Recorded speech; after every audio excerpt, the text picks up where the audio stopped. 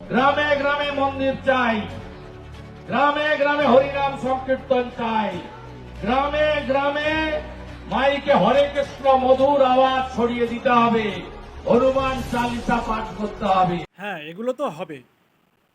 হিন্দুদের এটা মানে ধর্মীয় অনুষ্ঠান, এগুলো তুমি বললেও হবে, না বললেও হবে, ঠিক আছে?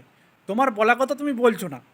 তুমি সরকারে এসে কি উন্নতি করবে, কি মানে কোথায় রাস্তাঘাট করবে, হ্যাঁ, কোথায় তুমি ব্রিজ করবে, কোথায়কার মানুষের মানে ঘর নেই, বাড়ি নেই, সেগুলো তোমার দেখার দরকার নেই।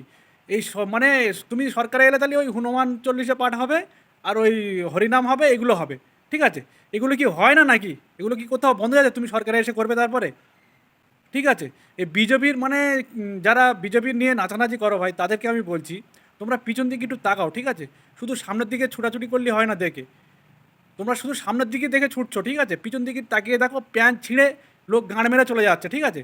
মানে প্যান্ট ছিঁড়ে ফেটে গেছে, এবার তোমার গাঁড় মারতে রেডি হচ্ছে সব। হ্যাঁ, মানে বাড়ি থেকে ভালো মানে খেতে পারো না তোমরা, মানে সেই চিন্তা তোমাদের নেই। চিন্তা তোমাদের হরিনাম করতে হবে, এ করতে, ওগুলো তো হচ্ছে, হবে।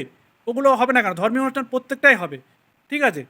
কিন্তু এই যে মানে এই যে বিরোধী দলনেতা যেসব কথাগুলো বলছে, এসব কি কোনো যুক্তি আছে? এরা সরকারে এসে এরা কি করবে? এদের আবার লোক নিয়ে নাচানাচি করছে, ঠিক আছে?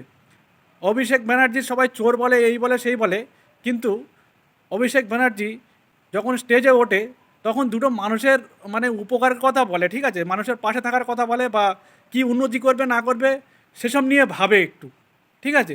আমি কোনো পার্টির হয়ে বলছি না, বা মানে কোনো পার্টির সাপোর্ট করছি না বা বিরোধী করছি না, ঠিক আছে? যে যেটা করে বলা দরকার আছে।